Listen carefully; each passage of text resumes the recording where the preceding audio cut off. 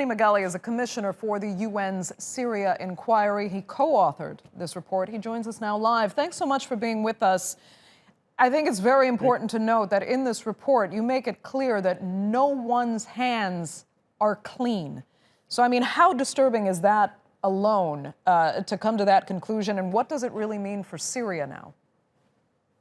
It's very worrying because although the conflict in terms of a war, we're seeing a relative reduction in those types of hostilities, it's really not safe for the Syrian civilian population anywhere in the country. As you look around, as you said, in the government-controlled areas, we're seeing detentions, disappearances, deaths in custody, torture. We're seeing in the south clashes again with demonstrators and excessive use of force. But we're also worried that in the areas controlled by armed groups, such as the Syrian National Army in the northwest, or the Hayat Tahrir al-Sham in Idlib, or the Syrian Defense Forces in the northeast, we're seeing, again, violations being committed by these groups. And particularly in the last 6 months, we're seeing very targeted violations, assassinations, people being targeted and picked up. We're seeing undertones that are sectarian in some of the actions that are being taken. And it involves also women and girls who are being raped in detention by non-state actors. And this is very, very worrying. You know, it's just to clarify, you said the study actually did focus mostly on the violations taking place away from the large-scale hostilities. Exactly. So, I mean, it's to say that really nowhere is safe. But as you implicate really all the parties involved in this conflict and how they are all guilty of committing certain levels of human rights abuses, some of atrocities, it's difficult because if you're looking for accountability, knowing that everyone has been involved, how do you make that accountability fair? I mean, in principle, the Syrian authorities should be responsible for bringing to account, to justice, those responsible for violations in the areas that are now back under the control of the Syrian authorities.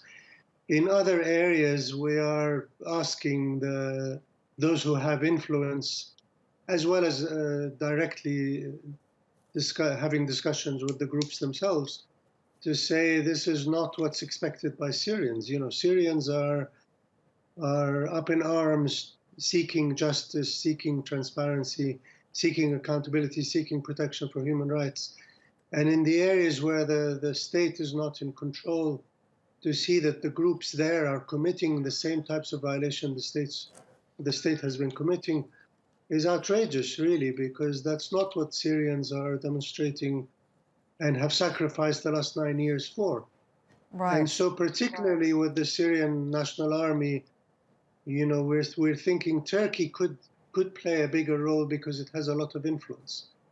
With the SDF, for example, the United States has an important role, as do other international actors, to help the SDF, but also to persuade the SDF not to commit the types of violations we talk about in the report.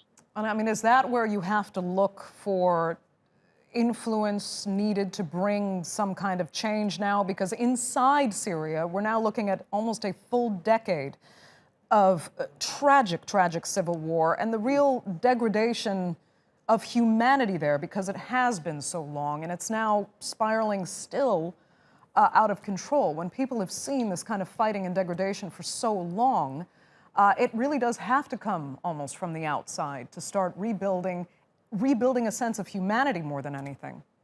Right. And the outside has been involved quite a bit in Syria. You know, it's not very much a Syrians versus Syrians conflict. There are a lot of outside hands and presences on the ground. So, you know, the outside world is already involved. It's tragic in a way that, you know, because of the long war, the economy is in tatters. 9.3 million Syrians, you know, nearly half the population is food insecure. More than half the population are displaced, either as refugees or or internally. And then to build on top of that, the types of violations that we're talking about, torture in after arbitrary detention, sexual violence, assassinations, car bombs, Okay. IEDs, it really should not be happening, and it should Right. stop soon. Hanny Megally, we're going to have to leave it there. Thank you so much for joining us, though, and sharing your insight. We do appreciate it.